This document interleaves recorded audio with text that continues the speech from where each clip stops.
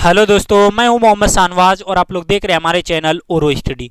दोस्तों आज हम लोग कुछ मोस्ट इंपॉर्टेंट क्वेश्चंस देखने वाले हैं। दो तीन क्वेश्चन मोस्ट इंपॉर्टेंट देखेंगे जो कि आपके क्लास 10th संस्कृत के लिए बहुत ज़्यादा इंपॉर्टेंट है और ख़ास करके 2023 में एग्जाम देंगे क्लास 10 के स्टूडेंट, उसके लिए तो मोस्ट इंपॉर्टेंट, सोने में सुहागा बोल सकते हैं उसके लिए है।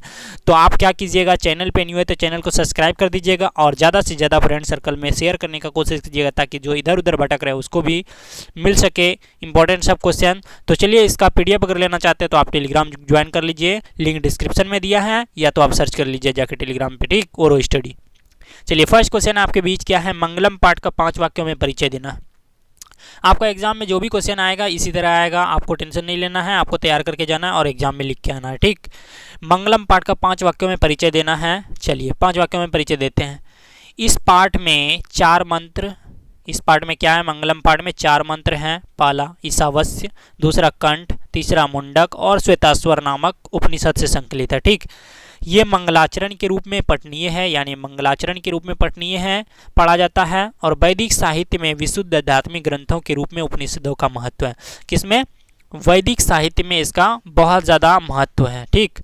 चलिए इन्हें पढ़ने से परम सत्ता के प्रति श्रद्धा उत्पन्न होती है। क्या लिखा हुआ? इन्हें पढ़ने से परम सत्ता के प्रति श्रद्धा उत्पन्न होती है, सत्य के अन्वेषण की प्रवृत्ति होती है, यानी सत्य बोलने की अन्वेषण होती है और झूठ बोलने की प्रवृत्ति खत्म हो जाती है, तथा आध्यात्मिक खोज की उत्सुकता होती है, नए नए खोज की उत्सुकता होती है। उपनिषद ग्रंथ विभिन्न वेदों से संबंध है, ठीक। यह है कुछ लाइन, आपको लिखना है समझ के और एग्जाम में भी लिखना है, ठीक।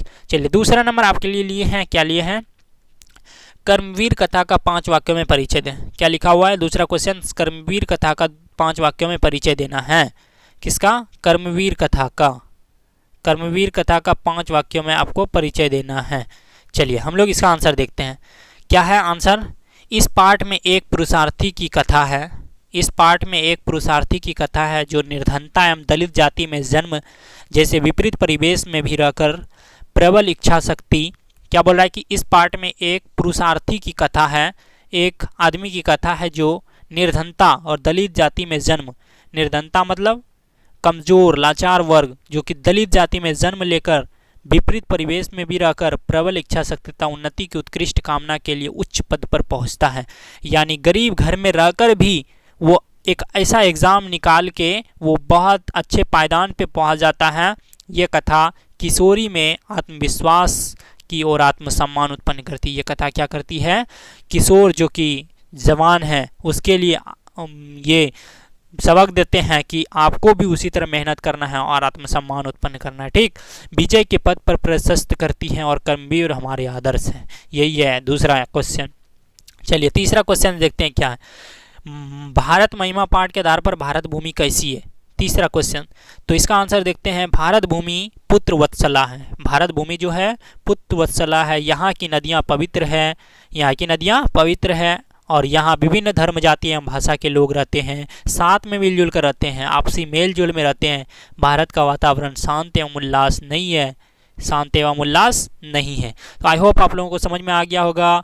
बहुत ज़्यादा सिंपल था, लैंग्वेज भी सिंपल था, अपना लैंग्वेज था। ज़रूर इसको याद करने का कोशिश कीजिएगा क्योंकि एग्जाम में आ जाएगा तो आप क्या उखाड़ लीजिएगा, कुछ नहीं। तो चलिए फिर मिलते हैं अगले इंपॉर्टेंट क्वेश्चंस के साथ।